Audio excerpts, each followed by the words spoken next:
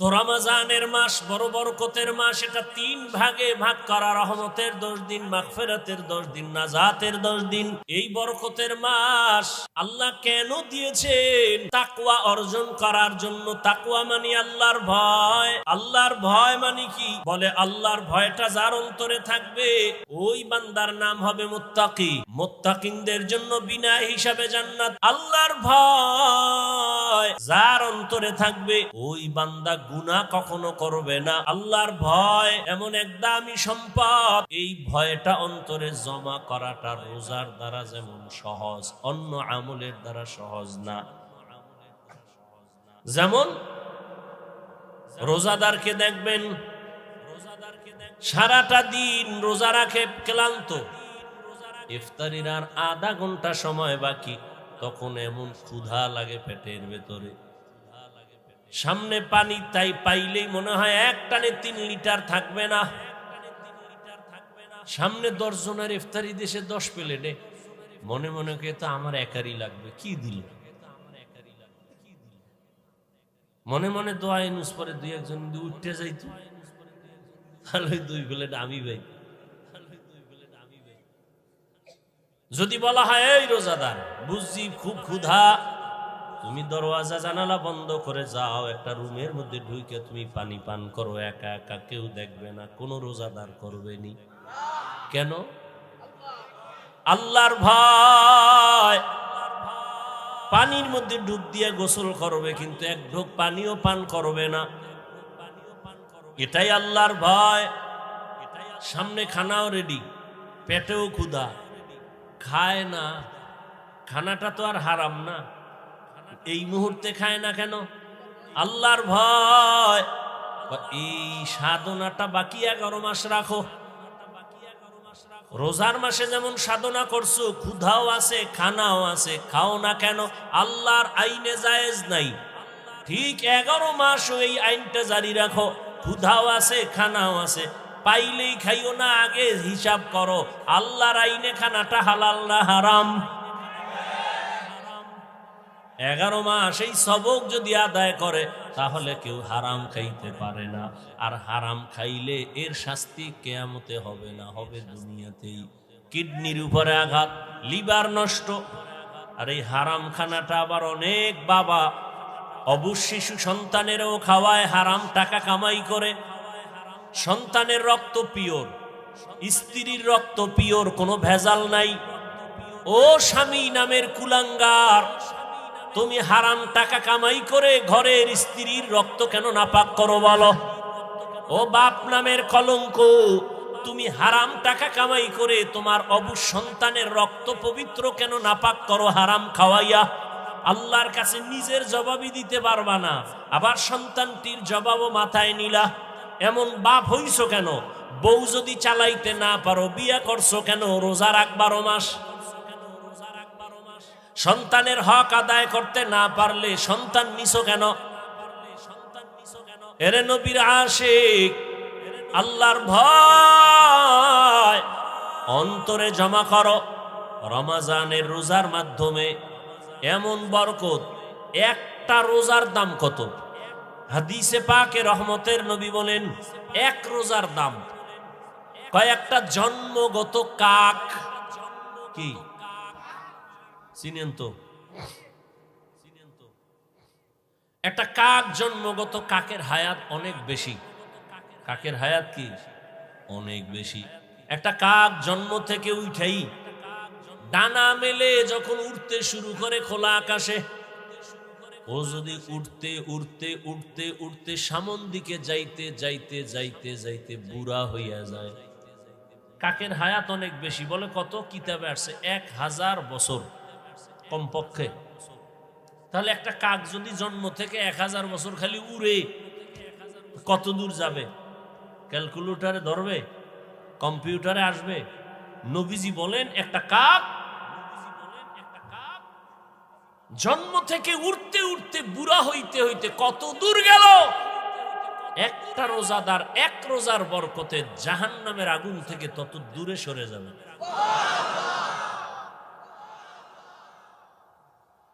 এজন্যই তো রহমতের নবী সারা রমাজান আমলের উপরে জীবন কাটাইলেন, এই শাবানে নবী রোজা রাখছেন। নবী বলেন প্রস্তুতি নাও, রমাজানের রোজার মাধ্যমে তুমি নিজেকে পবিত্র বানায় নাও।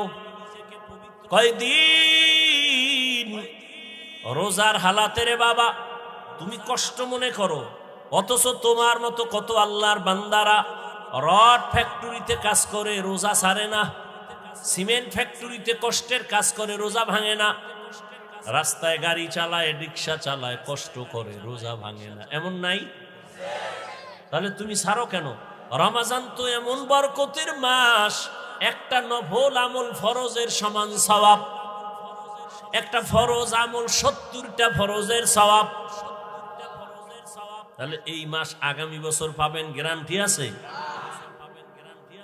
এত মজার, এত দামি মাস, এই বরকতের মাস। রোজাদার একটা রোজার ফজিলত যদি এমন হয় তো 30টা রোজা রাখলে কত ফজিলত। আল্লাহ বলেন রোজাদার তোমার পুরস্কার কেমন? বলে আমি আল্লাহ তোমার হয়ে যাব, আর কোনো পুরস্কার নাই। পুরস্কার কি? আমি আল্লাহ নিজে তোমার হয়ে যাব। কোন রোজাদার? আবার রোজাদারের মধ্যেও কিছু ভেজাল আছে, রোজা রাখে ঠিক কিন্তু তারাবির নামাজ পড়ে না। আবার অনেকে পড়ে ঠিক, প্রতিদিন পড়ে না। আবার অনেকে পড়ে কিছুদিন, তাও পুরা 20 রাকাত পড়ে না। ও 8 রাকাতওয়ালা বাবারা, যদি আপনি মনে করেন 8 রাকাতের উপরে তারাবি পড়বেন না, আগামী রমাজান পাওয়ার গ্যারান্টি নাই। এখনই তো বলে ফেললাম একটা নফলের মূল্য ফরজের সমান। আপনি যদি মনে করেন 8 রাকাতের বেশি তারাবি পড়বেন না, তাহলে আপনি বাকি 12 রাকাতও পড়েন, অন্তত তারাবি না মনে করলেও নফল হিসাবে পড়ে নেন। নফল হিসাবে বাকি 12 রাকাত পড়েন। কেন ছাড়বেন? আল্লাহর জন্য করবেন। এত সুযোগ পাইয়াও যদি ছেড়ে দেন, আল্লাহর কাছে কি নিয়ে দাঁড়াবেন? রমাজান এমন বরকতের মাস, রহমতের নবী একদিনে 1 খতম, 3 দিনে 1 খতম কোরআন পড়েছেন। এই রমাজানুল মোবারক দুনিয়ার লাইনেও মানুষ লাভবান হয়, আখিরাতের লাইনেও লাভবান হয়। এই রমাজানের মধ্যে কয়েকটা আমল বেশি বেশি করবেন। তো তারাবি আছে, রোজা আছে, আর একটা আমল হলো কোরআনের তেলাওয়াত। যারা পারেন না বইলে আল্লাহর কাছে কি কইবেন? আমগোদারে না জবাব দিলেন পারি না। পৃথিবীতে যত ভাষা আছে আরবি ভাষার মতো সহজ কোনো ভাষা নাই। কোরআন শিখতে 20 ঘন্টা টাইম লাগে। কয় ঘন্টা? তাহলে আপনি প্রথম রমজানে যদি সময় দেওয়া শুরু করেন প্রতিদিন 1 ঘন্টা, তারাবির পরে অথবা সাহারি খাইয়া ফজর পরে 20 রোজায় আপনি কোরআন ধরে ফেলবেন। এত সুন্দর কোরআন, এই বয়ান শুনতেছেন কোরআনের, এত ভালো যদি লাগে সে কোরআনটা পড়েন না কেন? ছেলেকে পড়ান না কেন? মেয়েকে কোরআন শিখান না কেন? মাকে কোরআন পড়ান না কেন? ইয়া আইয়ুহাল্লাযীনা আমানুত্তাকুল্লাহ, আল্লাহর ভয় অন্তরে জমা করো। এখন ভয়টা কি? আমি যদি সবাইকে জিজ্ঞাসা করি কারা কারা আল্লাহকে ভয় করেন, জিজ্ঞাসা করা মাত্রই সবাই হাত উঠাবে না? কিছু চালাকেরা পারলে পা উঠায় দিবে, বলবে আমরা 4 হাত পায়ে আল্লাহরে ভয় করি, হুজুরদের থেকেও বেশি ভয় করি, নামাজ না পড়লে কি হবো, দিল পরিষ্কার। অথচ আজকে ফজর পড়ে নাই, জোহর পড়ে নাই, আসর পড়ে নাই, মাগরিব পড়ে নাই, এশাও পড়ে নাই। আল্লাহরে ভয় করি। আমি 5 বেলার নামাজ পড়িয়াও বলি আল্লাহকে ভয় করি। আপনি রোজা না রাখিয়া বলেন আল্লাহকে ভয় করি। আমি রোজা রাখিয়া বলি আল্লাহকে ভয় করি। আল্লাহর ভয়, আসলে আপনার অন্তরে আল্লাহর ভয় নাই। কারণ যে একজন সাপ ভয় পায়, সাপ, সে সাপ ধরবে? ওরে সাপ যেখানে থাকবে সেখানেও যাবে না। মাঝে মাঝে ঘুমের মধ্যে সাপ সাপ কয়ে চিল্লানি দেয়, ভয়। একটা সন্তান বাবাকে ভয় পায়, মাকে ভয় পায়, তার প্রমাণ মা বাবার সামনে অন্যায় করে না। একটা ছাত্র শিক্ষকের ভয় পায়, তার প্রমাণ ছাত্র শিক্ষকের সামনে অন্যায় করে না। ঠিক এই জমিনে যেই মানুষ আমার আল্লাহকে ভয় করবেন, ওই বান্দা গলায় ছুরি লাগাবে, দাড়ির মধ্যে কখনো অস্ত্র লাগাবে না। হরকে দারাত খৌফে হক দর দিল মাদাম জান্নাতুল মাওয়া দেহাদ ও রামাক। এক দলের দাড়ি ছোড়ো, আর এক দলের নাই। ছোড়োওয়ালারা মনে করে মোটামুটি জান্নাতের মাঝখানে আছি, যারা পুরা ক্লিন একদিকে চাইয়া চাইয়া ভাবতে আছে এত শেষ। হ্যাঁ, ভালো করে মাসআলা শুনেন, যারা দাড়ি ছোট রাখে ক্লিন রাখে দোনো দলের গুনাহ সমান। দোনো দলের গুনাহ, গুনাহ টুনা তো পরকালের ভিডিওটি মরার পর নগদ একটা শাস্তি হলো যৌবন থাকবে না। এটা নগদ শাস্তি, কি থাকবে না? এই জন্য হারবাল কোম্পানির আমদানি বাইরে গেছে না, ওপেন চ্যালেঞ্জ দেয়। এই পরিমাণ বেলাজা বেহায়া জগতে আর আছে? ১৫০০ বছর আগে রসুল বলে গেছেন, লা ইমানা লিমান লা হায়া আলা, যাদের লজ্জা নাই ওদের ইমান নাই। আর মোবাইল তো আরো লজ্জা নষ্ট করে ফেললো। ঘরে ঘরে ঘরে ঘরে রুমে রুমে মোবাইলের জেনা, চোখের জেনা, কানের জেনা, হাতের জেনা, অন্তরের জেনা। সারাটা রাত মোবাইলের দিকে তাকায় তাকায় গুনাহ, কবিরা গুনাহ দেখে, কবিরা গুনাহ দেখে। মাও দেখে, বাবাও দেখে, আমার ভাই দেখে, বোনেরাও দেখে। ঘরটা যেন জেনার আড্ডাখানা, সারা রাত শুধু জেনা চলে। আল্লাহ মাফ করেন, এমন অন্যায়। ও যুবক, ৪০ বছর পর্যন্ত তোমার চেহারাটা উজ্জ্বল থাকবে, নষ্ট হবে না। কিন্তু কি দুঃখ, আজ তোমার চেহারা দিয়ে তাকাইলে কেন মায়া লাগে না? কেন চেহারায় নূর নাই? মোবাইলের গুনার কারণে চেহারা নষ্ট হয়ে গেছে। আর কুলাঙ্গার কিছু বাপ আছে, সাহারি খাওয়ার সময় মা ডাকে, বাবা ওঠ, ২-১টা রোজা রাখ। বাবা একা খবরদার রোজা রাখাই ওনারে বিবি, রোজা রাখলে ছেলেটার চেহারাটা নষ্ট হয়ে যাবে। ওই বাবারে পাইলে জিজ্ঞাসা করতাম, এই বাপ নামের কলঙ্ক, সন্তান রোজা রাখলে তোমার চেহারাটা নষ্ট হবে সন্তানের, মোবাইলে আকাম খুইরা খুইরা যে চেহারাটা নষ্ট করবে, বলো কোন বিউটি পার্লার তোমার চেহারাটা ভালো করবে? আল্লাহর কসম, মৃত্যু পর্যন্ত দুনিয়ায় কোনো মেডিসিন নাই যে সন্তানের চেহারাটা ভালো করবে। বরং ৪০ বছরের আগে চেহারা থাকবে উজ্জ্বল। কোনো মেডিসিন মারবি, চেহারা ডিসকালার হবে, গোডা হবে, এ গোডা আর যাবে না। হ্যাঁ, যদি নেক আমল করো, তওবা করো, চেহারা আবার ফিরে আসবে। আর ঠিক মতো ৫ বার ওযু কর, চেহারায় কোনো ক্রিম লাগবে না, আল্লাহর কসম। ৫ বেলা ওযু কর, ওযু করবি, চেহারার নূর বেড়ে যাবে। তখন তোর নেকাব লাগায় চলতে হবে, নাহলে যে দেখবে হেই পাগল হয়ে যাবে। বলবা হাফিজ ভাই তোমার না, আমিও তোমাকে বলছি ঠিক, আমিও পরিপূর্ণ গুনাহমুক্ত হতে পারি না। যে ব্যক্তি গুনাহমুক্ত হবে, ও জিহ্বা দ্বারা যা চাইবে নগদ আল্লাহ সাথে সাথে দিয়ে দিবেন। যার চোখ পবিত্র, ও অনেক কিছু দেখবে যা সাধারণ মানুষ দেখবে না। যার জবান পবিত্র, ও যা চাইবে যখন চাইবে আল্লাহ তখন দিবেন।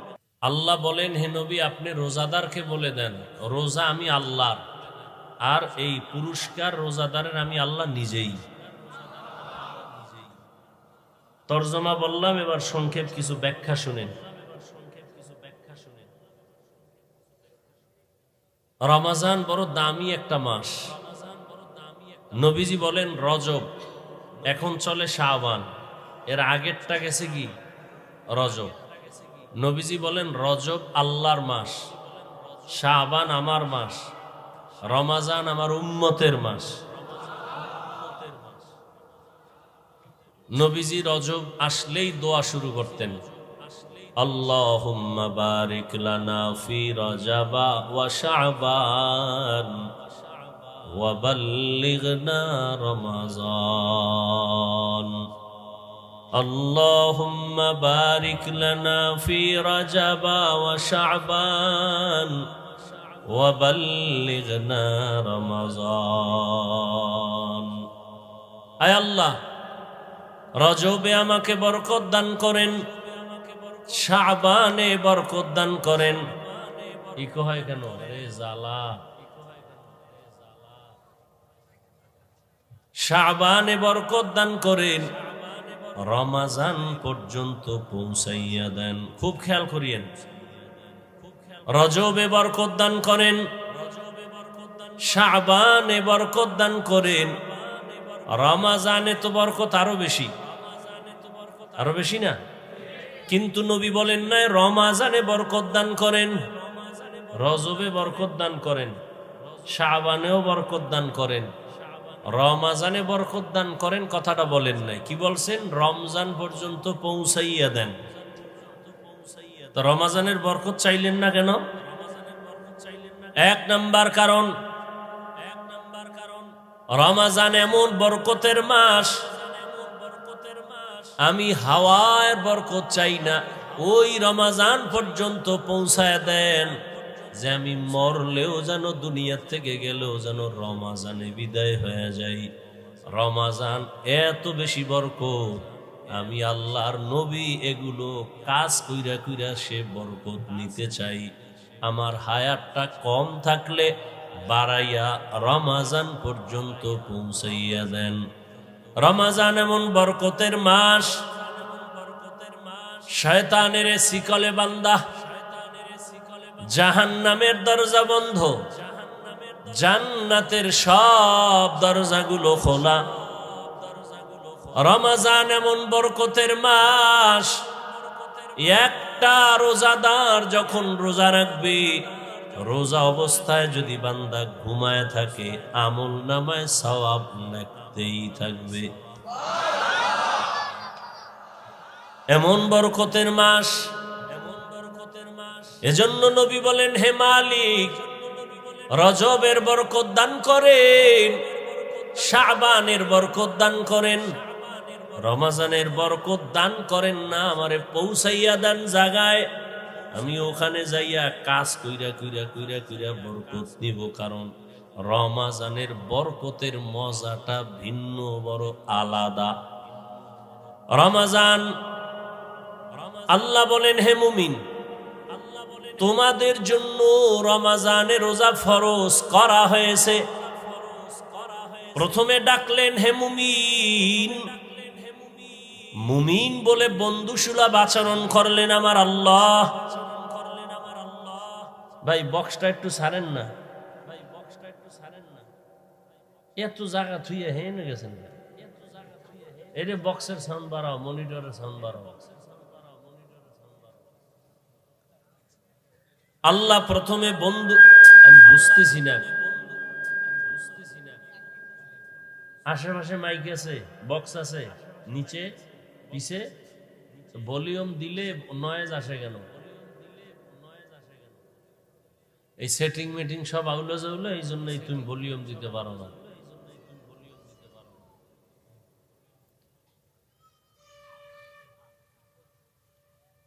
আল্লাহ বন্ধু সুলভ আচরণ করলেন। খুব কষ্ট লাগতেছে আমার, মন খুলে বয়ান করবো। এমনি সারাদিন রোজা, খাই নাই ভাত, সাহারিও খাই নাই, রুটি খাই একটু ইফতারি করে, ওদিকে বয়ান করে, এরপরে জাম। আল্লাহ কত আর কথা বলাইবেন।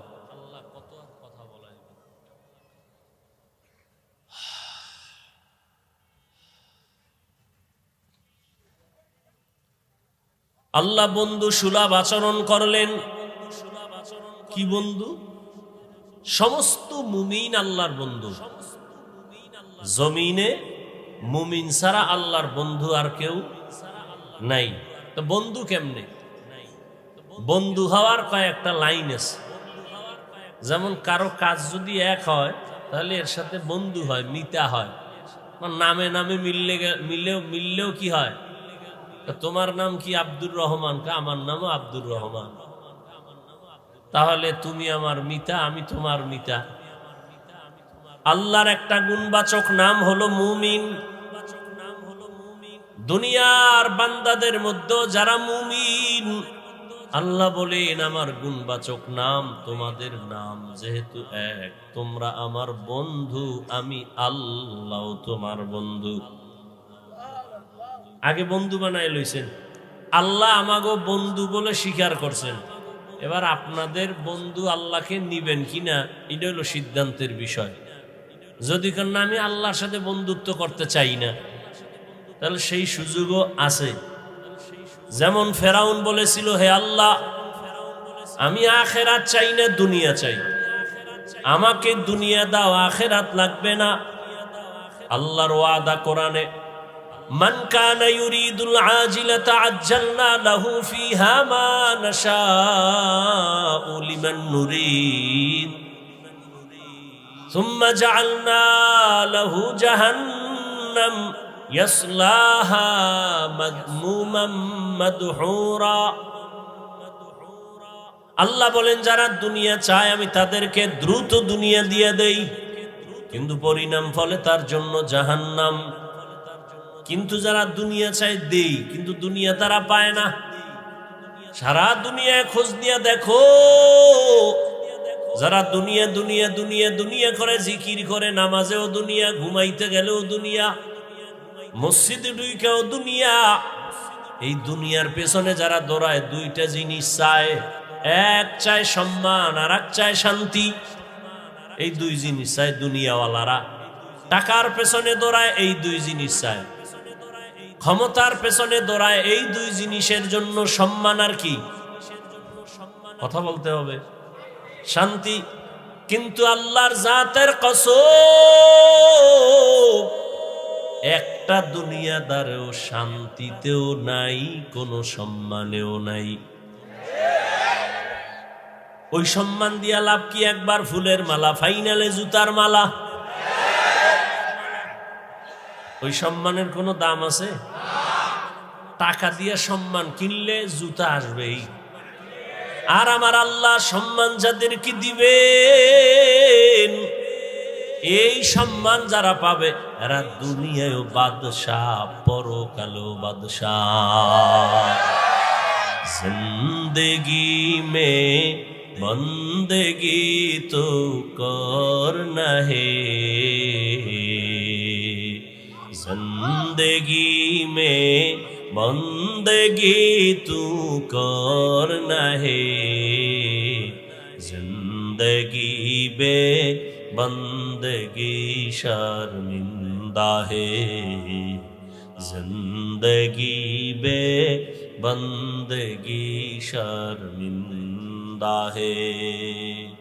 यहाँ हम सब मुसाफिर, दिल ना लगा अहले दिल की नजर से रूह करतजा, शाह दौलत सब फकीर गर नेक नेहे, शाह दौलत सब फकीर गर नेक नेहे, जिंदगी में बंदगी तो करना है, जिंदगी में बंदगी तू करना है, जिंदगी बे बंदगी शर्मिंदा है, जिंदगी बे बंदगी शर्मिंदा है। भाईरा আমার, যারা দুনিয়া দুনিয়া চায়, এরা দুনিয়ার দুই জিনিসের একটাও পায় না, সম্মানও নাই, শান্তিও নাই। 10 তলা বিল্ডিং করে লাভ কি যদি বিল্ডিং থুয়ে জঙ্গলে ঘুমাতে হয়? ব্যাংকে কোটি কোটি টাকা রেখে লাভ কি যদি টাকা বংশের কেউ খেতে না পারে? এর সে খেরের ঘরে একটা রুম নিয়ে আলু ভর্তা দিয়ে খাইয়া ঘুমানো অনেক শান্তি। সম্মান নাই, শান্তিও।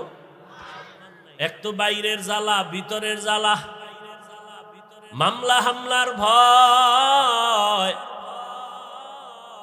আবার ওদিক দিয়া বিবি নিয়ে শান্তি নাই, সন্তান নিয়ে শান্তি নাই। আর যারা নবীর আদর্শ নিয়ে আছে এদের সম্মানও আছে, শান্তিও। যদিও টাকা নাই, পয়সা নাই, বাড়ি নাই, গাড়ি নাই, তবে কোনো ঝামেলা নাই, পেরেশানি নাই। 5 বেলার নামাজ পড়ে দৈনন্দিন যা কামাই করে তা নিয়া পরিবার সন্তান নিয়া মোটামুটি তার জীবন চলে। মামলারও ভয় নাই, হামলারও কোনো ভয় নাই। এ সম্মান কে দান করেন? আল্লাহ তাআলা বলেন, ও মুমিন, আমি তোমাদের বন্ধু বলে স্বীকার করে নিলাম। তোমরা আমাকে বন্ধু যদি বানাও তাহলে কথা চলবে। আমি আপনাদের মোহাব্বতের নজরে বন্ধু বলে ডাকলাম, আপনারাও যদি বন্ধু বলিয়া স্বীকার করেন তো কথা বলতে মজা হবে। এই মিয়া এক হাতে তালি বাজেনি? আপনি একজনের কইলেন আমি তোমাকে ভালোবাসি, আমি তোমারে বাসি না, তাহলে আর বাঁশি বাজবে? 2 হাত ছাড়া তালি যেমন বাজে না, বাতাস ছাড়া পানি যেমন নড়ে না, ঠিক প্রত্যেকটা কাজের মধ্যে 2 দিকের নেগেটিভ পজিটিভ যদি এক জায়গায় না সংযোগ লাগানো হয় তো বাতি জ্বলবে না। আল্লাহ বলেন, তোমাদের আমি বন্ধু বলে স্বীকার করে নিলাম, তোমরাও যদি আমাকে বন্ধু বলে স্বীকার করো, এবার তোমাদের সাথে আমার কথা শুরু। বন্ধুরে অনেক কিছু বলা যায় যেটা স্বাভাবিক অন্যকে বলা যায় না। বন্ধু সুলভ আচরণ। আল্লাহ এবার বলেন, ও মুমিন বন্ধুরা, তোমাদের উপর একটা কাজ দেওয়া হয়েছে, করবানি দিয়েছি বাই ফোর্স অর্ডার, না অর্ডার না, মোহাব্বতের আওয়াজ। তোমাকে একটা জিনিস দেওয়া হয়েছে, তুমি রাখবানি। মোহাব্বতের সাথে বলা। মুমিন কয় হ্যাঁ রাখবো, হ্যাঁ রাখবো। বলে কেমন কাজ? মারাত্মক কঠিন। কারে কেমন কঠিন? যেই কাজটা তোর বাপ দাদা 14 পুরুষ যারা তারাও করেছে। কো আমার বাপ দাদায় যদি করে তা তেমন কঠিন না, হেরা পারলে আমিও কি? এবার আল্লাহ কয়, যেই কাজটা তোমারে দিলাম, রমজান মাস যখন আসবে তখন তুমি রোজা রাখবা। আবার এটা তোমার উপর চাপ না, এর পুরস্কার কিন্তু কঠিন। নামাজের পুরস্কার, রোজার পুরস্কার ভিন্ন। একজনে নামাজ পড়ে, পুরস্কারটা আমি অন্য মাধ্যমে দিয়ে দিলাম, আমল নামায় লিখে দাও, ফেরেশতারা দিয়া দাও। একজনে যাকাত দেয়, পুরস্কার আমি মাধ্যমে দিলাম। একজনে হজে যায়, পুরস্কার মাধ্যমে দিলাম। কিন্তু রোজাটা যদি রাখো, এর পুরস্কার দিতে কোনো মাধ্যম নাই। আমি আল্লাহ হাসরের ময়দানে কোটি কোটি কোটি কোটি মানুষের সামনে আমি নিজে তোমার হাতে পুরস্কার দিব। আতিনা ফি দারে দুনিয়া না হাসান, আতিনা ফি দারে উকবা না হাসান, ইয়া গিয়াসাল মুস্তাগীসিন ইহদিনা লিফতিখারা বিল উলুমে ওয়াল দীন। এই ছোট ছোট বাচ্চাগুলো কি বুঝে? হ্যাঁ, খানাও নাই, ঘুমও নাই, চুপচাপ। মাশাআল্লাহ, আল্লাহ প্রত্যেকটা শিশুকে ভবিষ্যৎ জীবনে উজ্জ্বল নক্ষত্র বানায়। এরা কি বুঝে? আর আপনারা বুঝাও, ওই মসজিদের মধ্যে একটা গরু দৌড় দিয়ে ঢুকে গেছে, ঢোকার পরে মুয়াজ্জিন বা খাদেম বেত লয়ে দিছে বাড়ি। গরুর মালিক হয়ে, এই মিয়া তুমি গরুটার বাড়ি দিলে, এটা কিছু বুঝে? ও না বুঝে ঢুকছে, আমি তো বুঝি এই জন্য ঢুকি না, দেখো না গরুটা না বুঝে ঢুকে গেছে। হা প্রত্যেকটা মা বাবা যদি সব সময়, প্রত্যেকটা মানুষ যদি রসুলকে ইস্তেহজারে নিয়ে আসে ভাবনার মধ্যে, যে শিশুর সাথে রসুলের আচরণ কেমন ছিল, কি ছিল ওটা দরকার নাই, শুধু এতটুকু ভাববে কি ছিল, আস্তে করে বান্দা দুর্বল হয়ে যাবে, অন্তত শিশুর সাথে জুলুম হবে। প্রত্যেকটা বাবায় যদি ভাবে রহমতের নবী সন্তানের সাথে কেমন আচরণ করেছিলেন, কি আচরণ করছেন ওটা জানার দরকার নাই, খালি ভাবতে থাকবে কি আচরণ করেছিলেন, অন্তরে আসবে রহমতের নবী তো খারাপ আচরণ করেন নাই, তাহলে তার দ্বারা কিছু হোক না হোক কিন্তু জুলুম হবে না। একটা স্বামী যদি চিন্তা করে রহমতের নবী আমার তাদের স্ত্রীদের সাথে কেমন আচরণ করেছিলেন, এতটুকু যদি ভাবে, কোনো স্বামী স্ত্রীর উপরে জুলুম করবে না। প্রত্যেকটা শিক্ষক, আমার রসুল শিক্ষক, আনা বুইস্তু মুআল্লিমা, রসুল শিক্ষক, আমার মায়ার নবী শিক্ষক, সাহাবাদের ছাত্র বানাইয়া রহমতের নবী কেমন আচরণ করেছেন, প্রত্যেকটা শিক্ষক যদি এই ভাবনাটা ভাবে, কখনো ছাত্রের সাথে কখনো জুলুম হবে না।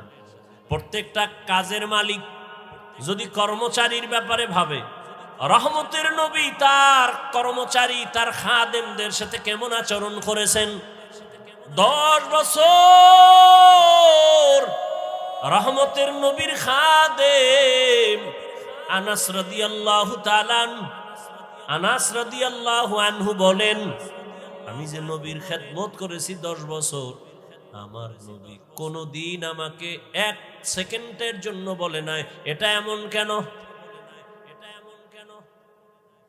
আমিও নবীর খেদমত ওইভাবেই করেছি যে নবী আমাকে বলতে হবে না, বেয়াদবিমূলক কোনো আচরণ করি নাই। রহমতের নবী এমন এক আদর্শের নবী, 1500 বছর পরে নবীরে দেখি নাই, আবু বকর দেখি নাই, ওমর দেখি নাই, ওসমান দেখি নাই, আলী দেখি নাই, বড় বড় বড় বড়দের হারাইয়া আজ আমরা 1500 বছর পর চিড়িয়াখানার সামনে এত হাজার মানুষ এই গভীর রজনীতে বসে আছে, কেউ দাঁড়ায় আছে, কোনো আওয়াজ নাই দ্বীনের কথা। এতগুলো মানুষ দীর্ঘ টাইম বসাইয়া রাখা, এটা কোনো টাকা দ্বারা সম্ভব হবে না, কোনো টাকাওয়ালার দ্বারা সম্ভব হবে না। যদি কয় 5000 করে টাকা দিব, তাহলে কিছু মানুষ আসবে, তবে জান্নাতি মানুষ আসবে না। আশেপাশের কিছু গাঞ্জাখোরেরা আসবে, 5000 টাকা মানে 5 দিনের গাঞ্জা খাওয়া যাবে, কিন্তু এই জান্নাতি মানুষ কেউ আসবে না। এই মানুষগুলোকে নিয়ন্ত্রণের জন্য কোনো পুলিশ নাই, কোনো প্রশাসনের কেউ নাই, বসার জন্য কোনো ভিআইপি ব্যবস্থা নাই, সব নরমাল বিছানায় মাটিতে বসা। এটা কেমনে সম্ভব? রহমতের নবীর আদর্শ মানার কারণেই সম্ভব। নবীজির আদর্শ কত সুন্দর, ঘরে ঢুকো সালাম দাও, জোরে সালাম দাও, ডান পা দিয়া ঢুকো, নবীর আদর্শ। ঘরে ঢুকতে গিয়া তুমি জোরে একটা সালাম দাও, সালামের আওয়াজটা যেন পুরা বাড়িতে আওয়াজ হয়। যারা মানুষ তারাও জবাব দিবে, জিন থাকলে তারাও জবাব দিবে, ফেরেশতারা আছে জবাব দিবে, দূষিত কিছু থাকলে পালায়ে যাবে সালামের বরকতে। ঘরে ঢুকলে কি আবার বাথরুমে ঢুকলেও রসুলের সুন্নাত। এরপরে একবার আলহামদু সূরা, 3 বার কুল হু আল্লাহ সূরা পড়বে। আল্লাহ রসুল বলেন পুরা বাড়ির মধ্যে রিজিকের বরকত নাজিল হতে থাকবে।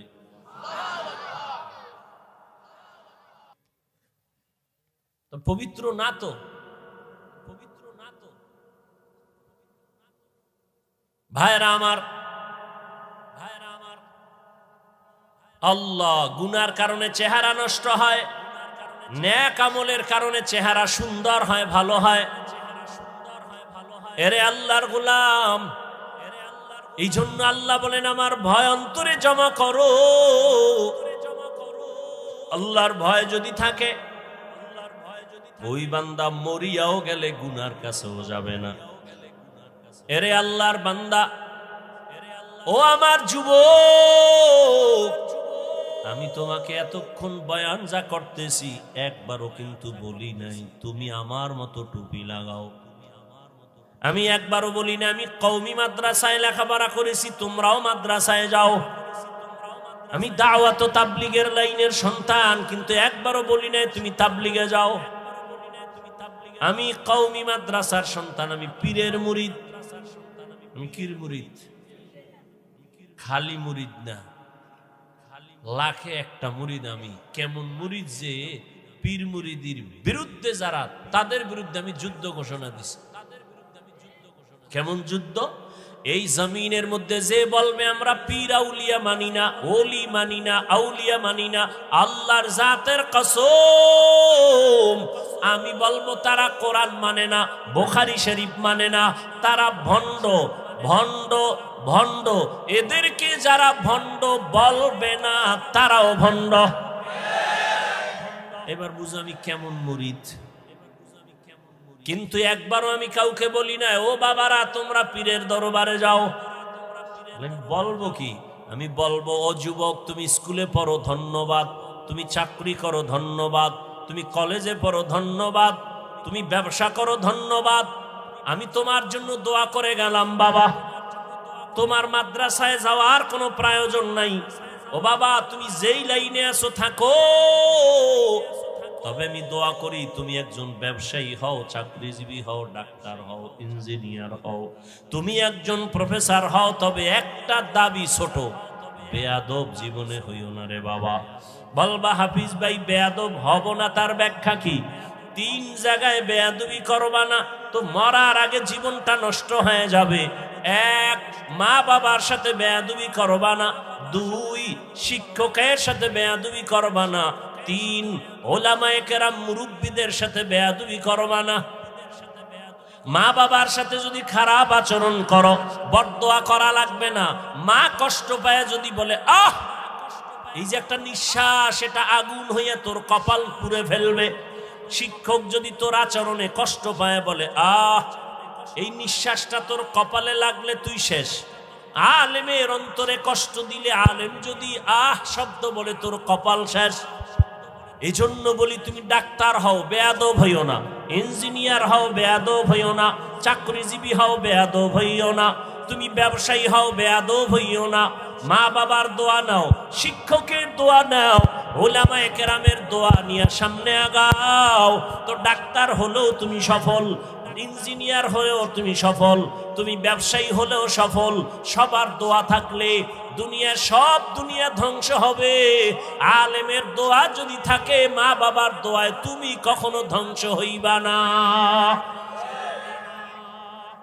ওই মা বাবার দোয়া নিয়া রহমতের নবীর আদর্শ মেনে জীবনটা চালাও। মা বাবার দোয়া নাও। এবার বাস্তবে একটু তাকায় দেখো তো, আমি যে কথাগুলো বললাম এই কথার মানদণ্ডে কেউ চলেনি। তোমার লাইনে তাকাও, জীবনে মাদ্রাসায় পড়ে নাই, জীবনে কোনোদিন মাদ্রাসায় যায় নাই, আলিফ বা তাও শিখে নাই। তোমার মতো জেনারেল লাইনের যুবক 5 বেলার নামাজ পড়ে, স্কুলে পড়ে, কলেজে পড়ে, নামাজ ছাড়ে না। সত্য কথাটা স্বীকার করো, আসেনি? আর কি ওয়াজ শুনবা? এই ওয়াজটাই তোমার জীবনের আসল। নিজেরে বুঝাও। তোমার মতো যুবক স্কুল কলেজে পড়িয়াও যদি নামাজ পড়ে, বলো তুমি কেন পারো না রে বাবা? তোমার মতো যুবক তাকায় দেখো, ব্যবসা করে, চাকরি করে, র্যাব, আর্মি, পুলিশ, বিডিআর, 5 বেলার নামাজি আছে। তোমার বিবেকের কাছে প্রশ্ন, বলো তুমি কেন পারো না রে বাবা? তোমার মতো যুবক ডাক্তার, প্রফেসর, ইঞ্জিনিয়ার, 5 বেলার নামাজি, অভাব নাই, রাস্তায় গাড়ি চালায়, 5 ওয়াক্ত নামাজ পড়ে নাই, বলো তুমি কেন পারবা না রে বাবা?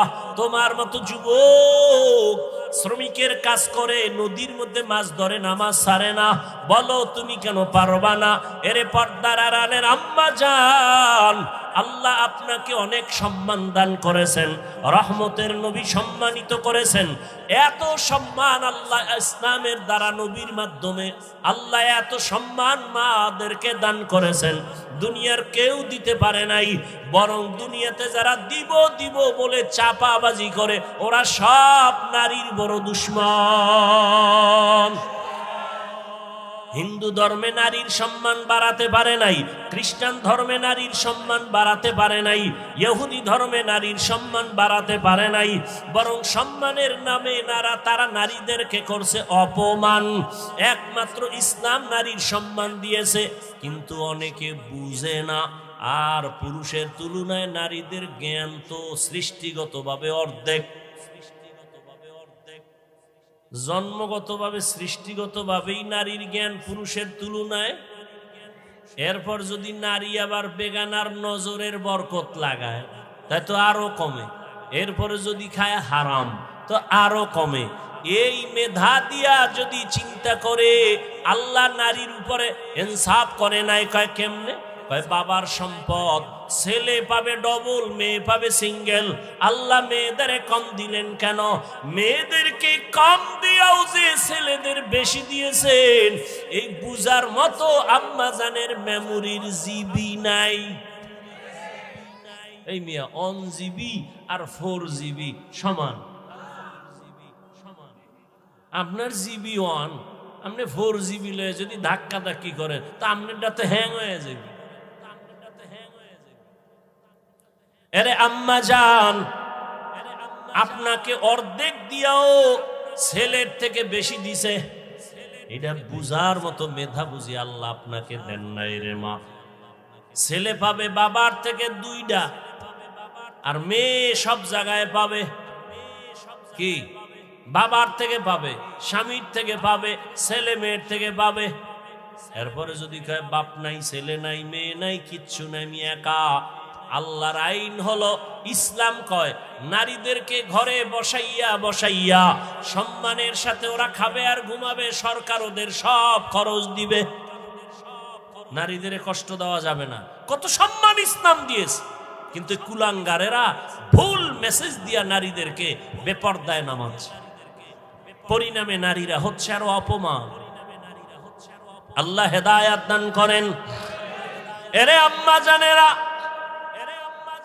এত সম্মান আল্লাহ আপনাদের দান করেছেন। এ দুনিয়া আপনারা যদিও নবী না, তবে সব নবীদের মায়ের মতো মা, সাহাবাদের মা। আপনারা আলেম হাফেজে কোরআনের মায়ের মতো বড় দামি মা। এরে আম্মা জান, আপনারা তো খাদিজা রাদিয়াল্লাহু আনহার মতো নারী, ফাতেমা রাদিয়াল্লাহু আনহার মতো নারী, আয়েশা রাদিয়াল্লাহু আনহার মতো নারী, ইসমাইল নবীর মা হাজেরা আলাইহা সালামের মতো দামি নারী। আপনারা তো ঈসা নবীর মা মারিয়াম আলাইহা সালামের মতো দামি নারী। এ দুনিয়াতে আল্লাহর এক বড় দুশমন ছিল ফেরাউন। নাম শুনছেন? বলেন তার স্ত্রীর নাম কি? আসিয়া। এত বড় বেঈমানের ঘরে থাইকা আমার আল্লাহর এত পেয়ারা রহমতের নবী বলেন, কিয়ামতের দিন আমি মুহাম্মদের সাথে আসিয়ার সাথে বিয়া হবে জান্নাতে। এরে আম্মা জানেরা, এত বড় বেঈমান ফেরাউনের ঘরে থাইকা আম্মা জান আসিয়া যদি এত দামি হতে পারে, ফেরাউনের টাকার অভাব নাই, ক্ষমতার অভাব নাই, মিশরে দাবি করে আমি বড় খোদা, কিন্তু তার ঘরে থাকিয়া আসিয়া আমার আল্লাহকে এত আপন করে নিলেন। আসিয়া এত কষ্ট ফেরাউন দিয়েছে, ধৈর্য ধারণ করে আল্লাহকে ভুলে নাই। ইন্তেকালের সময় ফেরাউন ওই আসিয়াকে ফাঁসির মঞ্চে নিয়ে গেছে। আসিয়া কাঁদতেছেন, হঠাৎ করে আবার হাসতেছে। ফেরাউন কয়, কান্না বন্ধ করে হাসো কেন রে আসিয়া? কয় রে এ ফেরাউন, আমি তাকাইয়ে দেখি আল্লাহ পাক লক্ষ লক্ষ ফেরেশতা পাঠাইছে আমাকে স্বাগতম দিয়া জান্নাতে নেওয়ার জন্য। এবং আল্লাহ যেই জান্নাত আমি আসিয়াকে দিবেন, ওই জান্নাতের ছবি আমি এখন দেখতেছি তাকাইয়া। এত বড় বেঈমানের ঘরে থাকিয়া এই আসিয়া যদি আল্লাহর পেয়ারা হয়ে যেতে পারেন, এরে পর্দার আড়ালের আম্মা জান, এই দুনিয়াতে যত ভালো ভালো সন্তান আসছে আম্মা জান, আপনাদের আদর্শের কারণে দুনিয়ায় সব ভালো সন্তান মায়েদের অবদানের কারণে। ছোট একটা ঘটনা বলবো। মদিনাতুল মুনাওয়ারা থেকে আল্লাহর পেয়ারা এক গোলাম ভারতের জমিনে আসছেন কালেমার দাওয়াত দেওয়ার জন্য, যার নাম আপনারা জানেন, খাজা মুঈনুদ্দিন চিশতি আজমিরি রহমাতুল্লাহ আলাই। মদিনাতুল মুনাওয়ারা থেকে ভারতে ঘুরে ঘুরে ঘুরে ঘুরে কালেমার দাওয়াত দেয়। দিতে দিতে তার হাতে লক্ষ লক্ষ লক্ষ বিধর্মী কালেমা পড়ে মুসলমান হয়ে গেল। বলে কত লক্ষ? কেউ বলে 90 লক্ষ, কেউ বলে আরো বেশি। খাজা মুঈনুদ্দিন খুব খুশি। আম্মাজানের সামনে একদিন আনন্দিত হয়ে গেলেন। আম্মাজান বলে, মুঈনুদ্দিন এত আনন্দ কেন রে বাবা বলো? মুঈনুদ্দিন বলে, আম্মাজান খুশির খবর, ভারতের ভেতরে লক্ষ লক্ষ বিধর্মী আমি মুঈনুদ্দিনের হাতে কালেমা পড়েছি। আম্মাজান বলে, এই মুঈনুদ্দিন, এটা তোমার বাহাদুরি না, আমি মায়ের অবদান। কার অবদান? খাজা মুঈনুদ্দিন বলে, মা তোমার কি অবদান একটু বলো। আম্মাজান বলে, ও মুঈনুদ্দিন, তুই আমার গর্বে যখন আসছ, আল্লাহর কসম, তুই আমার গর্বে আসা পরে আমি এক রাতও ঘুমাইতাম না। আমি গভীর রাতে সেজদা আদালতে কান্না করতাম আর বলতাম, হে মালিক, আমার গর্বের সন্তানটাকে তুমি ওলি হিসাবে কবুল করে নাও। আমি এভাবে কান্না করে করে যখন তুই দুনিয়াতে আসছো, এই মুঈনুদ্দিন, আমি মা তোকে যতদিন আমি দুধ পান করাইছি, আল্লাহর কসম, আমি যতদিন তোকে দুধ পান করাইছি, আমি মা এক ফোঁটা দুধও বিনা অজুতে তোর মুখে দেই নাই। এমন মা সারা দুনিয়ায় পাওয়া বড় কঠিন, বাংলাদেশ বাদ দেন। এমন মা, যেই মা বিনা উজুতে বাচ্চাকে দুধ দেয় না, এমন বাচ্চা তো জগৎ শ্রেষ্ঠ আল্লাহর ওলি হবে। কিন্তু খাজা মুঈনুদ্দিনের ভক্তদের উপায় কি? এরা যে বয়ে বয়ে খালি গাঞ্জাই খায়, একটার চেহারার মধ্যে মদিনার কোনো নিদর্শন নাই। এরা সব মুঈনুদ্দিনের ভণ্ড ভক্ত, আমরা আসল ভক্ত।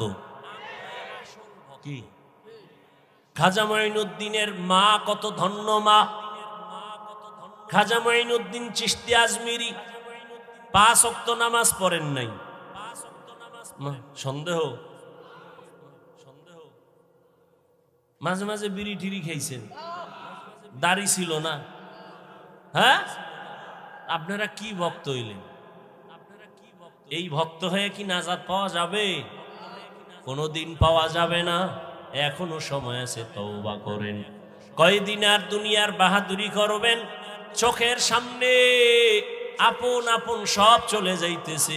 বিশেষ করে আমার যুবক, ইদানিং কালে যুবকের মরণের লাশ আর লাশ, করোনায় যুবকের লাশ, ছাত্র জনতার আন্দোলনে যুবকের লাশ, ডেঙ্গুর মহামারীতে যুবকের লাশ, ঘুমের বিছানায় যুবকের লাশ, গাড়ির নিচে পানির মধ্যে যুবকের লাশ। ও আল্লাহর বান্দারা, এখনো সময় আছে, তওবা করে নাও। ও পর্দার আড়ালের আম্মা জান, আপনার মতো কত মা এখনো আছে বেপর্দায় চলে না, নামাজ ছাড়ে না, মোবাইলে সময় নষ্ট করে না, স্বামীর মাল খেয়ানত করে না। আপনারা কেন পারেন না? একটা সন্তানকে আদর্শ সন্তান বানাবেন, একটা সন্তানকে আদর্শ ডাক্তার বানাবেন, আদর্শবান চাকরিজীবী বানাবেন, আদর্শবান একজন ব্যবসায়ী বানাবেন।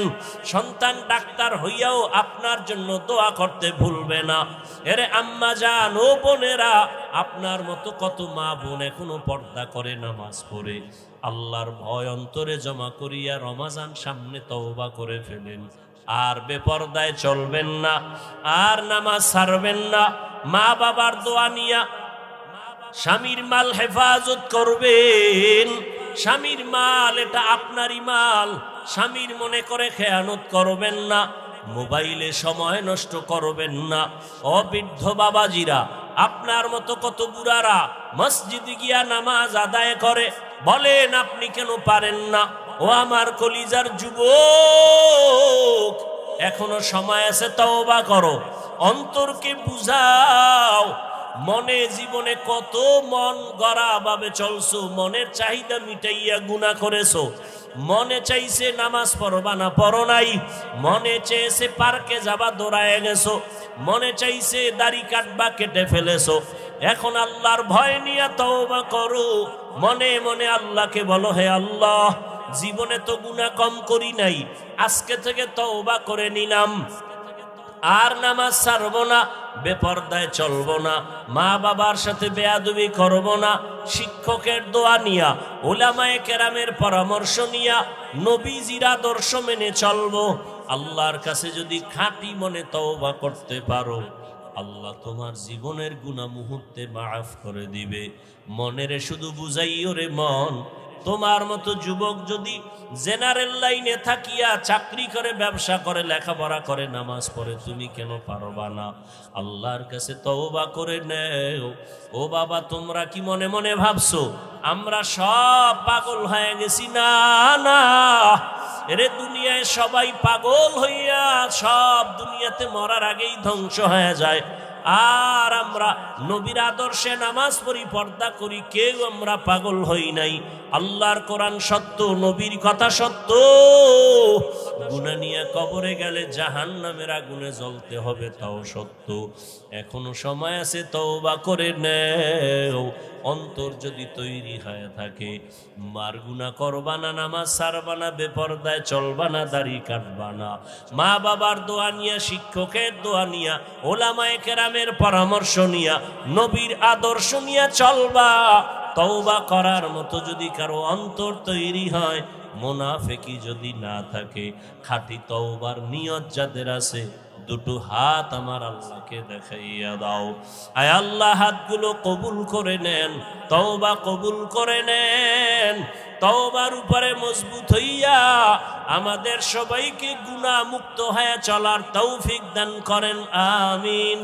আলহামদুলিল্লাহি রাব্বিল আলামিন, ওয়াসসালাতু ওয়াসসালামু আলা সাইয়্যিদিল আমবিয়াই ওয়াল মুরসালিন ওয়া আলা আলিহি ওয়া আসহাবিহি আজমাইন। ইয়া আরহামার রাহিমিন, ইয়া আরহামার রাহিমিন, ইয়া আরহামার রাহিমিন। রব্বিরহামহুমা কামা রব্বায়ানি সগীরা। আল্লাহুম্মা ইন্নাকা আফুউন কারীম তুহিব্বুল আফওয়া ফা'ফু আন্না। আল্লাহুম্মা ইন্না নাসআলুকা রিযাকা ওয়াল জান্নাহ ওয়া নাউযু বিকা মিন সাখাতিকা ওয়ান নার। রব্বিরহামহুমা কামা রব্বায়ানি সগীরা। ও দয়ার মালিক, আমরা গুনার বোঝা নিয়ে হাজির। আয় আল্লাহ, গভীর রাত, মেহেরবানি করে আমাদের জীবনের সব গুনাহগুলো মাফ করে দেন আল্লাহ। আয় আল্লাহ, মাহফিল কবুল করে নেন, আয়োজনকারী সহযোগিতাকারীদের কবুল করে নেন। আয় আল্লাহ, এলাকায় শান্তি দান করেন, মা বোনদের আবেদা পর্দাওয়ালা বানায় দেন, সন্তানগুলো নেককার বানায় দেন। আয় আল্লাহ, ব্যবসা যারা করে, চাকরি করে, কামাই রুজিতে বরকত বাড়ায় দেন। আয় আল্লাহ সবাইকে 5 ওয়াক্ত নামাজি বানায়া দেন, সন্তানগুলো কবুল করে নেন, আমার কলিজার যুবকদের দ্বীনের খাদেম বানায়া দেন, মাদ্রাসা মসজিদগুলো কবুল করে নেন। আয় আল্লাহ সারা দুনিয়াবাসীকে মাফ করে দেন।